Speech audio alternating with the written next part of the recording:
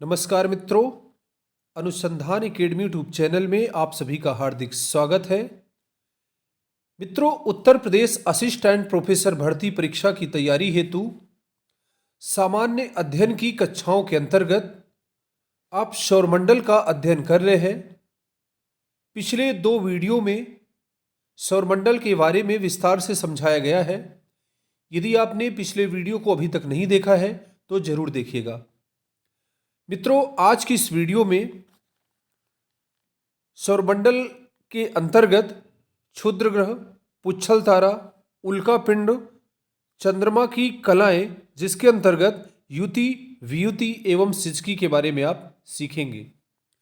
तो आइए वीडियो की शुरुआत करते हैं।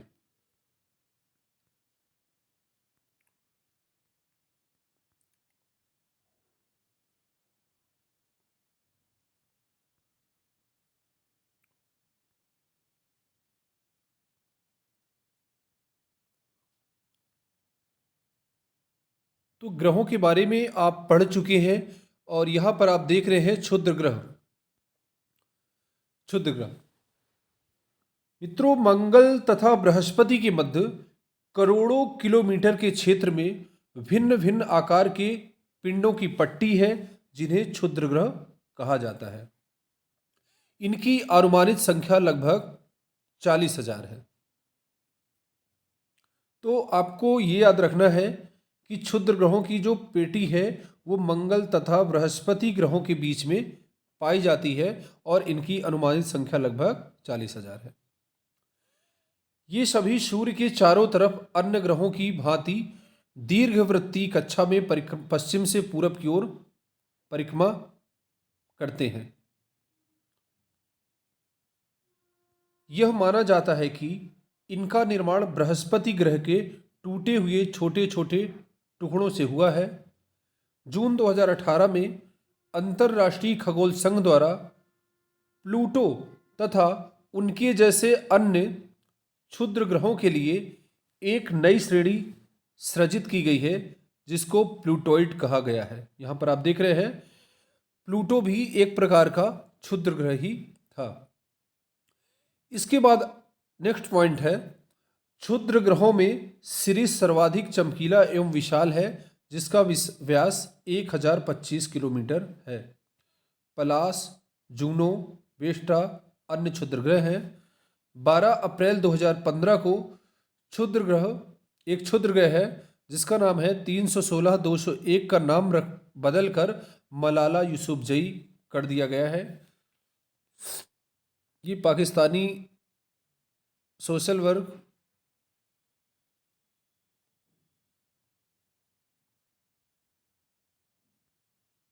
एक महिला है जिसको संयुक्त राष्ट्र संघ के द्वारा भी पुरस्कार प्राप्त हुए हैं। तो यहाँ पर आपने देखा है क्षुद्र ग्रह के अंतर्गत आपको याद रखना है कि क्षुद्र ग्रह मंगल तथा बृहस्पति के बीच में पाए जाते हैं। इसके बाद ये सूर्य के चारों ओर परिक्रमा करते हैं। इसके बाद ये बृहस्पति के छोटे छोटे टूटे हुए टुकड़े हैं। इसके बाद प्लूटो जैसे अन्य क्षुद्र ग्रहों के लिए एक नई श्रेणी बनाई गई है, जिसको प्लूटोइड कहा गया है। अब बात करते हैं धूमकेतु या फिर पुच्छल तारा।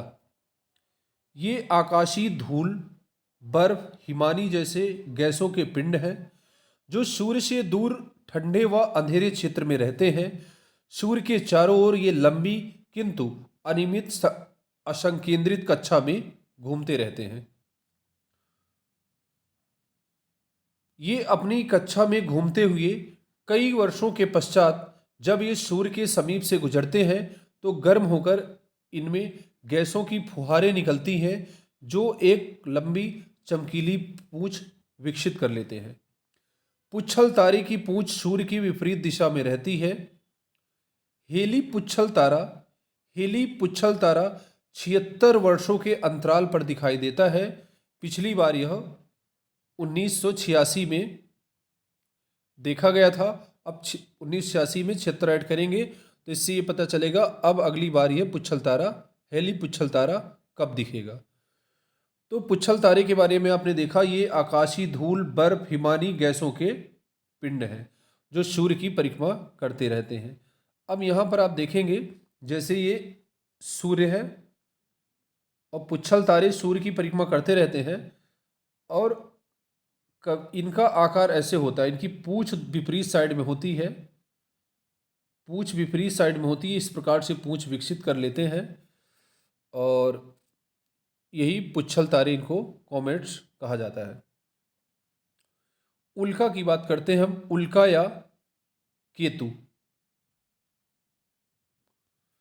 ये अंतरिक्ष में तीव्र गति से घूमते हुए अत्यंत सूक्ष्म ब्रह्मांडीय पिंड है जो पृथ्वी के वायुमंडल में के साथ घर्षण द्वारा गर्म हो जाने पर तेजी से चमकते हैं। इन्हें उल्का पिंड कहा जाता है। पृथ्वी के वायुमंडल में घर्षण होने पर ये तेजी से चमकते हैं, इन्हें उल्का पिंड कहा जाता है। इन्हें टूटता तारा, शूटिंग स्टार या फिर लियोनिड भी कहा जाता है। ये प्रश्न कई बार विभिन्न प्रतियोगी परीक्षाओं में पूछा गया है। शूटिंग स्टार किसे कहते हैं, तो उसमें ढेर ऑप्शन रहेंगे ABCD करके, और तो इस प्रकार से शूटिंग स्टार, उल्का या फिर केतु को कहा जाता है। ये पृथ्वी पर पहुंचने से पूर्व ही जल करके नष्ट हो जाते हैं, जिन्हें उल्कास्म कहा जाता है। कुछ पिंड वायुमंडल के घर्षण से पूर्णतः जल नहीं पाते हैं। वैसे तो जितने भी उल्का है, उल्का पिंड है, वायुमंडल की ऊपरी परत में जब घर्षण करते हैं तो वहीं पर टूट जाते हैं, जल जाते हैं। किंतु कुछ उल्का पिंड ऐसे होते हैं जो पूर्णतः जल नहीं पाते और चट्टानों के रूप में पृथ्वी पर आ गिरते हैं। इन्हें उल्का पिंड कहा जाता है। तो ये सीधे जो है अंतरिक्ष से पृथ्वी में जो है गिर जाते हैं, इनको उल्का पिंड कहा जाता है। मित्रों, जब यह उल्का पिंड पृथ्वी पर गिरते हैं तो ये आप जानते हैं कि अत्यंत गर्म एवं तप्त होते हैं। तो पृथ्वी पर उल्का पिंडों के गिरने से उल्कापाती क्रेटर का निर्माण होता है। जैसे ही उल्का पिंड, एक बहुत बड़ा पिंड होता है, गिरता है, तो वहाँ पर जमीन के अंदर वो उल्का जो है नीचे की ओर चला जाता है और वहाँ पर एक बहुत बड़ा गड्ढा बन जाता है, जिसके कारण उल्का क्रेटर या फिर क्रेटर झील का निर्माण होता है। विश्व का सबसे प्रसिद्ध उल्कापाती क्रेटर USA के एरिजोना में वैरिंगर उल्कापाती क्रेटर है। इसका निर्माण जो है, इस झील का निर्माण उल्कापात के द्वारा ही हुआ है। सबसे अच्छा एक उदाहरण है महाराष्ट्र की लोनार झील। महाराष्ट्र की लोनार झील उल्कापाती क्रेटर का उदाहरण है। एक बड़ा पिंड जो है यहाँ पर गिरा था और उस पिंड के कारण ही यहाँ पर झील बनी है, गड्ढा हो गया है। इसके बाद इसमें पानी भरने के कारण झील का निर्माण हुआ है। तो मित्रों, यहाँ पर इस वीडियो के माध्यम से आपने क्षुद्र ग्रह, धूमकेतु या पुच्छल तारा, उल्का या केतु को आपने देखा है। और इसके बाद नेक्स्ट है चंद्रमा। चंद्रमा के बारे में आप देखिए, पहला महत्वपूर्ण पॉइंट है, पृथ्वी का एकमात्र उपग्रह है चंद्रमा। इसे जीवाश्म कहा जाता है, फॉसिल प्लैनेट इसको, चंद्रमा को कहा जाता है, क्योंकि इसमें जीवन के अवशेष पाए गए हैं। चंद्रमा पर धूल के मैदान को शांत सागर, सी ऑफ ट्रैंक्विलिटी कहा गया है। धूल का एक विशाल सागर है, धूली धूल दिखाई देती है, इसको विशाल सागर कहते हैं, शांत सागर। धूल का मैदान है, इसको सी ऑफ ट्रैंक्विलिटी कहा जाता है। चंद्रमा भूकंपीय दृष्टि से निष्क्रिय है, यानी कि चंद्रमा में भूकंप नहीं आते, यहाँ पर टेक्टोनिक नहीं होते, प्लेट विवर्तन की घटनाएं यहाँ पर नहीं होती हैं। इसके बाद चंद्रमा से संबंधित कुछ महत्वपूर्ण बातें हैं जो आपको ध्यान रखना है। चंद्रमा की पृथ्वी से औसत दूरी 3,84,403 किलोमीटर है। इसके बाद आता है पेरेजी। पेरेजी क्या होता है? जब चंद्रमा पृथ्वी से सर्वाधिक निकट होता है तो इसको पेरेजी कहते हैं। 3,63,104 किलोमीटर होता है। इसके बाद अपोजी। अपोजी जब चंद्रमा पृथ्वी से सर्वाधिक दूर स्थित होता है तो इसको अपोजी कहते हैं।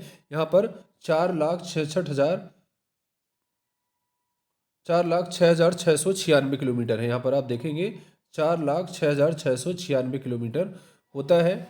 तो पेरेजी और अपेजी को जोड़ करके 2 से डिवाइड करते हैं, तब इसकी औसत दूरी निकल करके सामने आती है। तो यदि आपसे पूछे कि पेरेजी क्या है, तो चंद्रमा पृथ्वी के सर्वाधिक जब नज़दीक होता है तो ऐसी स्थिति को पेरेजी कहा जाता है, और चंद्रमा जब पृथ्वी से सर्वाधिक दूरी पर स्थित होता है तो ऐसी स्थिति को अपोजी कहा जाता है। नेक्स्ट है,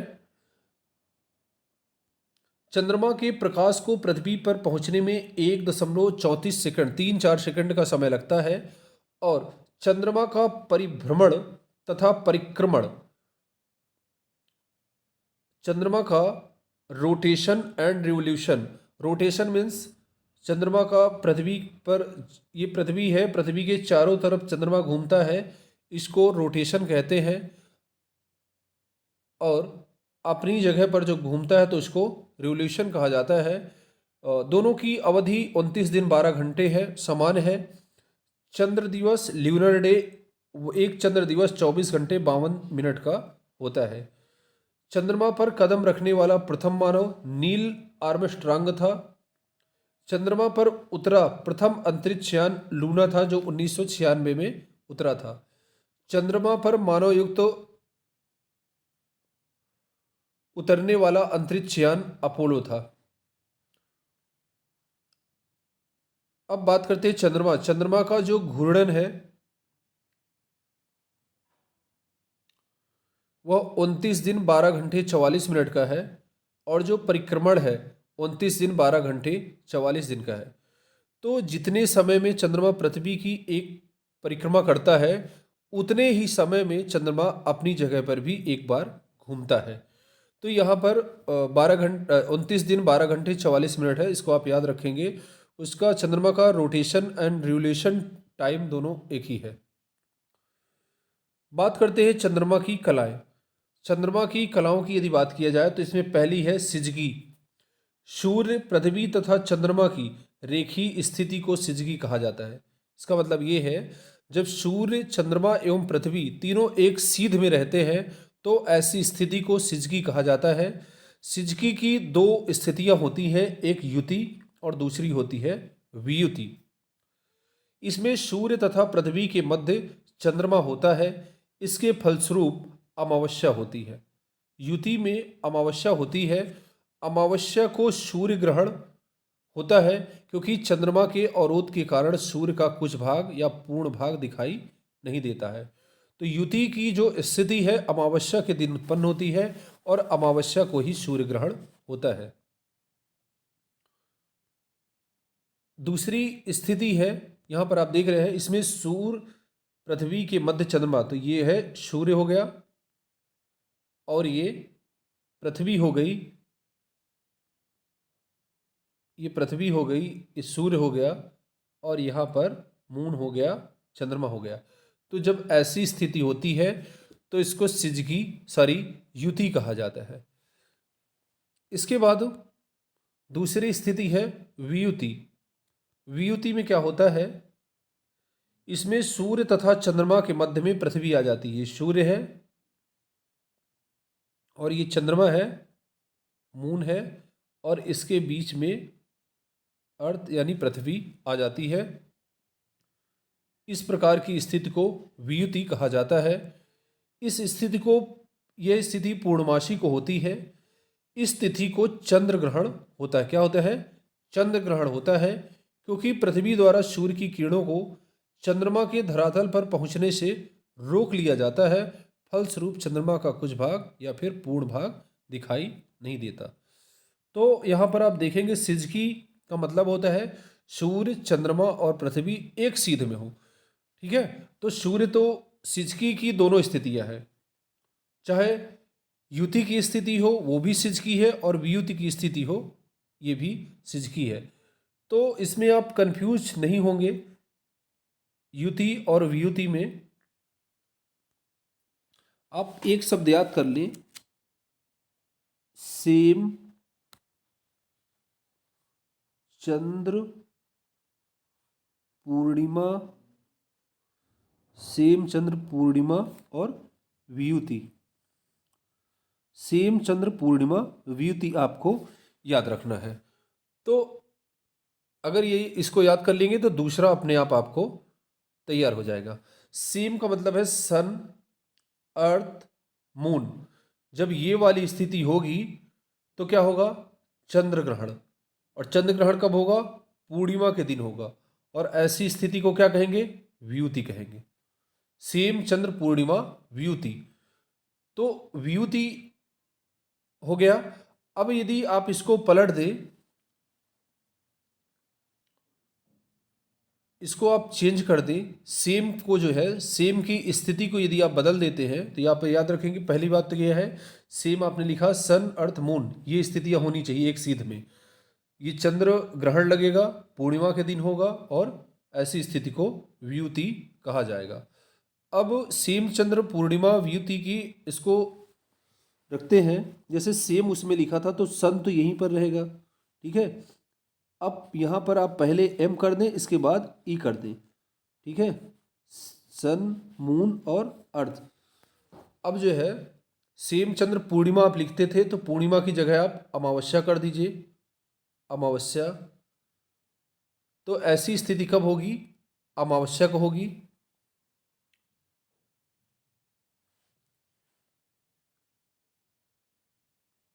उसमें चंद्र ग्रहण होता था तो इसमें सूर्य ग्रहण कर दीजिए, वो पूर्णिमा को होती थी तो ये अमावस्या को। इस प्रकार से आप इसको भी याद रखेंगे। तो दोस्तों, मुझे उम्मीद है कि ये वीडियो आपको लाभकारी होंगे, आपकी परीक्षा में सहयोगी होंगे, मुझे उम्मीद है कि। और ये परीक्षा उपयोगी जो तथ्य है इनको एक बार बताया जा चुका है, वीडियो चालू है, आप इसको यहाँ पर देख सकते हैं। तो आज से सौरमंडल का चैप्टर खत्म होता है। साथ ही साथ उत्तर प्रदेश असिस्टेंट प्रोफेसर भर्ती परीक्षा में जो भी टॉपिक थे भूगोल से संबंधित वो सब पूरे हो गए हैं। और इन वीडियो को आप ध्यान से देखिए और इसका नोट्स तैयार करिए। यदि नोट्स तैयार करने का समय नहीं है तो आपको नोट्स प्रोवाइड करा दिए जाएंगे, इसमें कोई दिक्कत वाली बात नहीं है। इसके बाद एक बात और महत्वपूर्ण है, ज्योग्राफी के साथ साथ पॉलिटिकल साइंस यानी कि भारतीय संविधान का भी सभी टॉपिक पूर्ण कर दिए गए हैं काफ़ी पहले ही। तो अब आपकी जिम्मेदारी है इनको अच्छे से तैयार करते रहिए। बाकी जो चीज़ें बची हुई है उनको भी धीरे धीरे करके पूर्ण किया जाएगा। तो आज के लिए इतना ही, मिलते हैं नेक्स्ट क्लास में। पूरा वीडियो देखने के लिए बहुत बहुत सा धन्यवाद। यदि वीडियो आपको अच्छा लगा हो तो अधिक से अधिक लोगों के बीच में शेयर करिए।